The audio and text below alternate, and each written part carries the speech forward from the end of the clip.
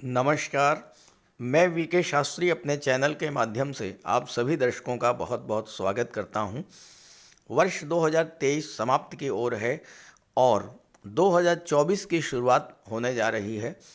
नूतन वर्ष 2024 आपके लिए किन किन खुशियों की सौगात लेकर आ रहा है और आपको वो खुशियां कब मिलेंगी, ये जानने की बहुत बड़ी उत्सुकता होगी आपके मन में।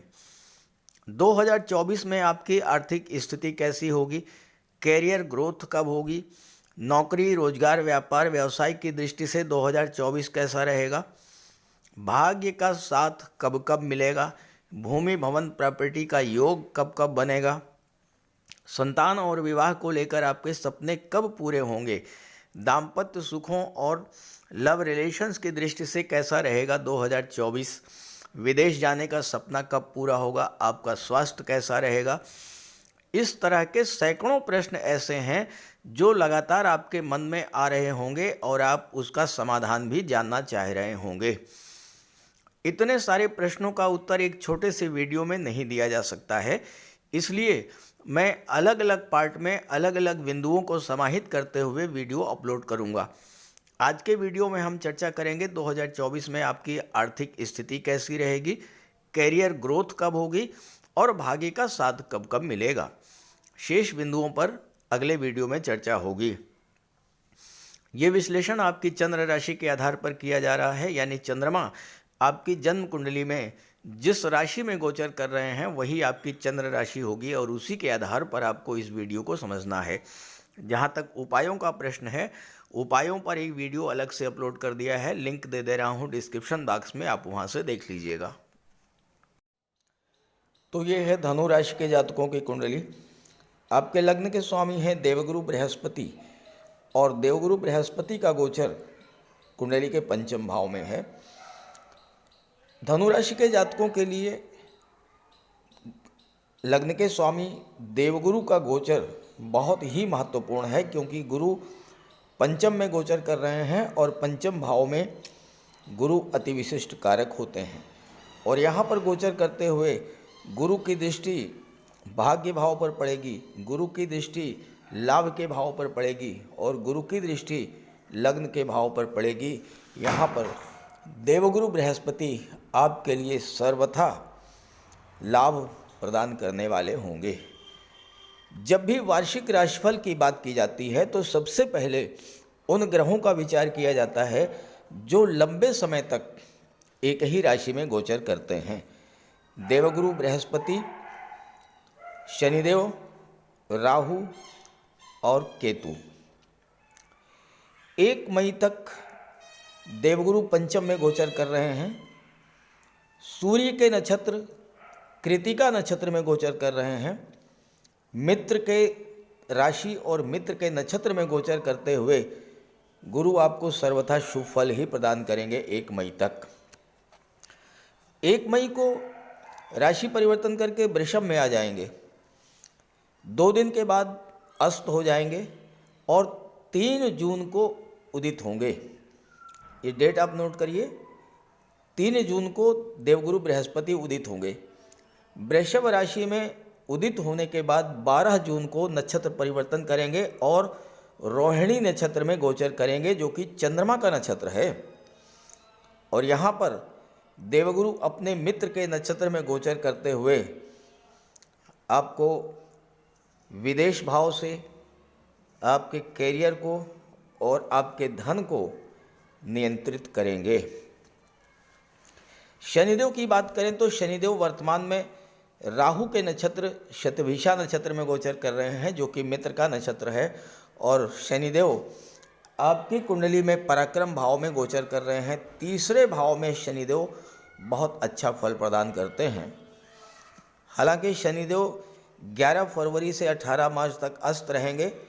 जब उदित होंगे तो 6 अप्रैल को नक्षत्र परिवर्तन करेंगे, पूर्वा भाद्रपद नक्षत्र में गोचर करेंगे, जो कि देवगुरु बृहस्पति का नक्षत्र है। पूर्वा भाद्रपद का अर्थ होता है शुभ पांव वाला, यानी वो नक्षत्र जो लोगों का कल्याण करता है, शुभ फल प्रदान करता है। और इस नक्षत्र में जन्मे लोग बुद्धिमान, साहसी, विपरीत परिस्थितियों में भी घबराने वाले नहीं होते। जहाँ तक राहु और केतु की बात है, पूरे वर्ष तक राहु मीन राशि में, केतु कन्या राशि में गोचर करेंगे। तो आइए इसी के आधार पर बात करते हैं आपके धन, कैरियर, भाग्य के बारे में। मैंने वीडियो के थंबनेल में धन के स्थान पर समृद्धि और संपन्नता शब्द का प्रयोग किया है, क्योंकि आपकी कुंडली में धन तो देवगुरु बृहस्पति भी प्रदान करेंगे, राहु भी प्रदान करेंगे, बुध भी प्रदान करेंगे, लेकिन जहाँ तक समृद्धि, संपन्नता, कंफर्ट, लग्जरी का संबंध है, इसके कारक होते हैं शुक्र। बड़ा घर, बड़ा वाहन, सुख सुविधाएं, नौकर चाकर, ऐशो आराम, सोशल इमेज, सोशल रेस्पेक्ट, प्रेम, विवाह, इन सब का संबंध शुक्र से होता है। और शुक्र का गोचर तय करेगा कि 2024 में कब कब आपके जीवन में धन, वैभव, मान सम्मान, सुख सुविधाओं की वृद्धि होगी। मैं 2024 के कुछ कालखंडों की चर्चा करने जा रहा हूं जब आपको ये सब कुछ प्राप्त होगा। आप इन कालखंडों को नोट कर लें। 2024 में जब जब इस तरह का गोचर हो, आप भरपूर प्रयास कीजिए, आपको ये सभी चीज़ें प्राप्त होंगी। हाँ, ये जरूर देखना होगा कि आपकी कुंडली में ग्रहों का बलाबल कितना है और किस ग्रह की महादशा या अंतर्दशा उस काल में गतिमान है।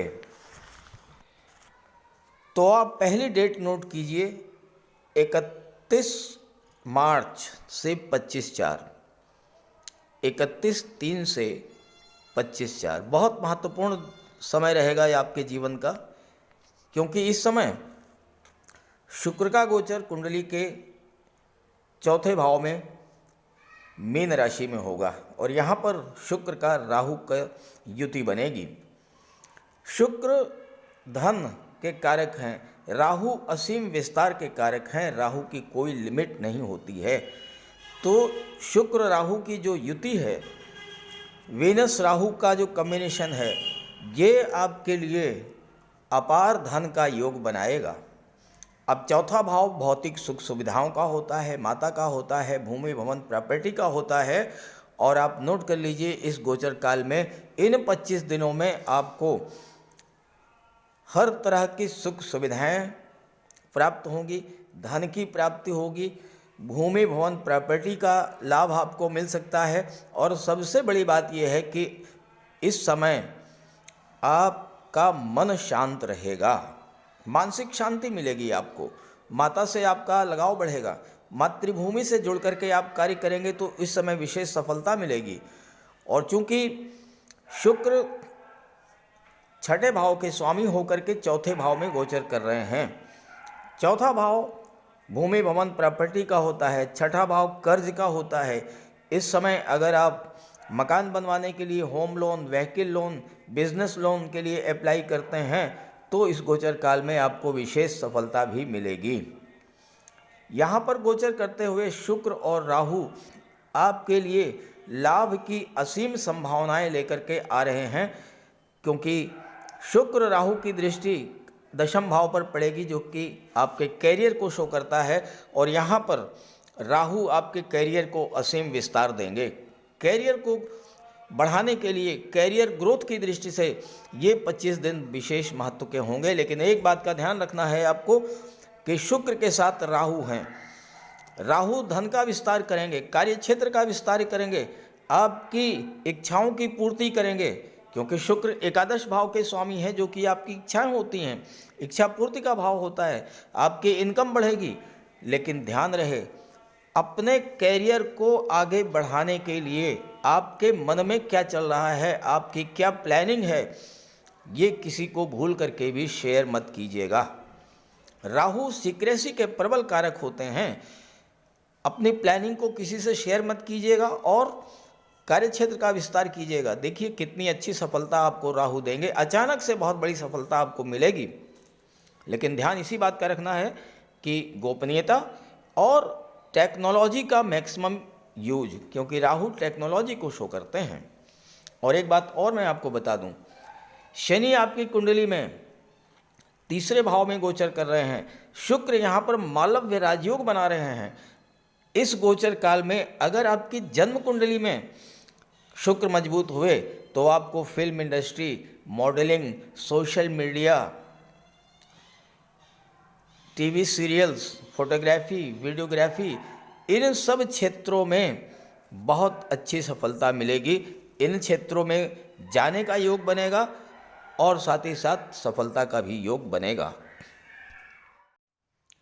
अगली डेट नोट कीजिए, 19 मई से लेकर के 12 जून, 19 मई से लेकर के 12 जून का जो टाइम पीरियड होगा, इस गोचर काल में शुक्र का गोचर कुंडली के छठे भाव में होगा। यहाँ पर शुक्र छठे भाव के और लाभ के भाव के स्वामी होकर के छठे भाव में विपरीत राजयोग बनाएंगे।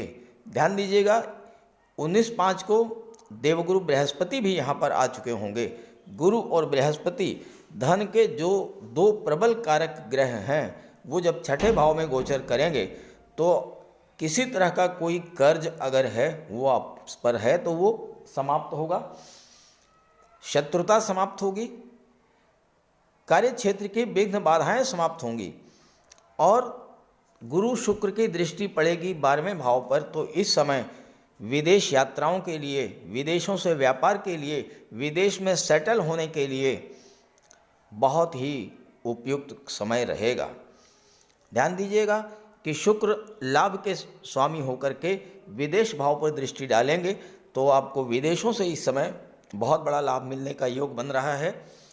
आपकी कुंडली में बुध व्यापार भाव के सप्तम भाव के स्वामी हैं, बुध ही आपके कैरियर के भी स्वामी हैं और गुरु के और शुक्र के बुध बहुत बड़े गहरे मित्र हैं। तो आपके कार्य क्षेत्र, आपके व्यापार व्यवसाय का संबंध इस समय विदेशों से बनेगा।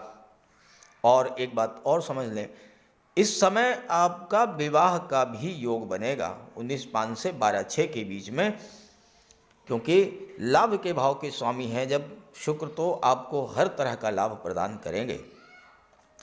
इसके बाद की जो अगली डेट है वो है 18 सितंबर से 13/10, 18 सितंबर से लेकर के 13 अक्टूबर।